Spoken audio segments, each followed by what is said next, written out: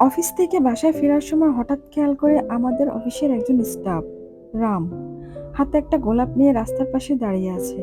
আমি গাড়ির কাজটা নিচে নামিয়ে বললাম, আরে রাম, এখানে কি করছো?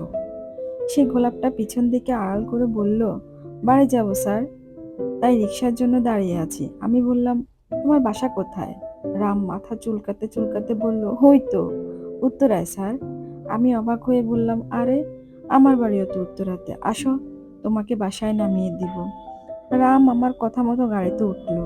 ফুলটা যখন আমার চোখের সামনে থেকে আড়াল করছে, তখন আমি বললাম, ফুল কার জন্য? রাম লাজুক হাসি হেসে বলল, আমার স্ত্রী অর্পিতার জন্যে। আজ কোনো স্পেশাল দিন নাকি? জি স্যার, আজকের দিনে আমি অর্পিতার প্রেমে পড়েছিলাম। পরদিন অফিস থেকে যখন বাসায় ফিরবো তখন রামকে ডেকে বললাম, চলো একসাথে যাই। গাড়ি দিয়ে যাবার সময় হঠাৎ রাম আমায় বলল, স্যার, সামনে ফুলের দোকানটাতে 1 মিনিটের জন্য গাড়িটা একটু দাঁড়াবেন?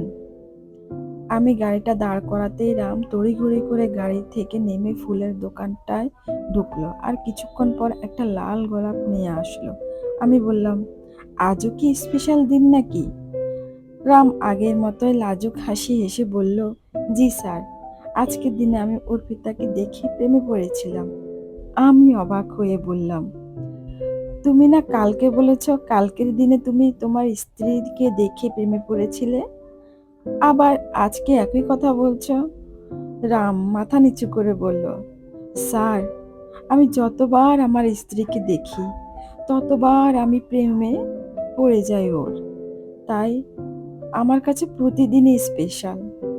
ভালোবাসা এমন সস্তা লজিক শুনে মেজাজটা খারাপ হয়ে গেল। নিজের রাগটা কোনো রকম কন্ট্রোল করে রামকে বললাম, নতুন নতুন বিয়ে করেছো তো, তাই হয়তো তোমার কাছে প্রতিদিন স্পেশাল মনে হচ্ছে। আমার মতো 2 বছর সংসার করো, তখন দেখবে সংসারটাকে জাহান্নাম মনে হবে।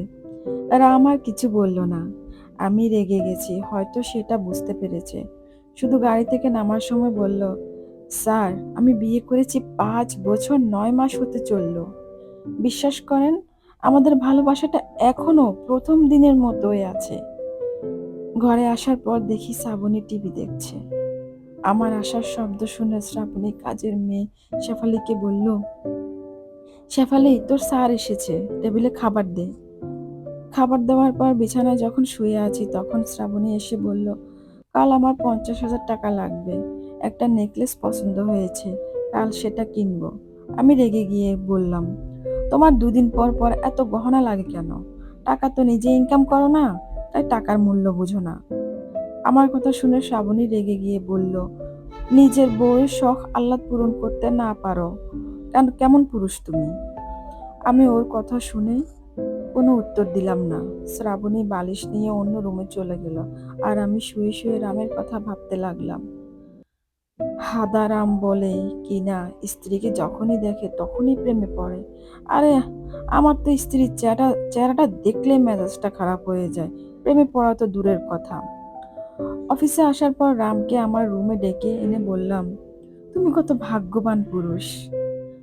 আমি আমার স্ত্রীর পিছনে লাখ লাখ টাকা খরচ করেও ভালোবাসার রং ধরে রাখতে পারিনি, আর তুমি মাত্র 15 টাকা দামের গোলাপ দিয়ে এত বছর ধরে ভালোবাসার রং ঠিক রেখেছ। আজকের জন্য বাই বাই, টাটা। গল্পটা ভালো লাগলে অবশ্যই জানাবে।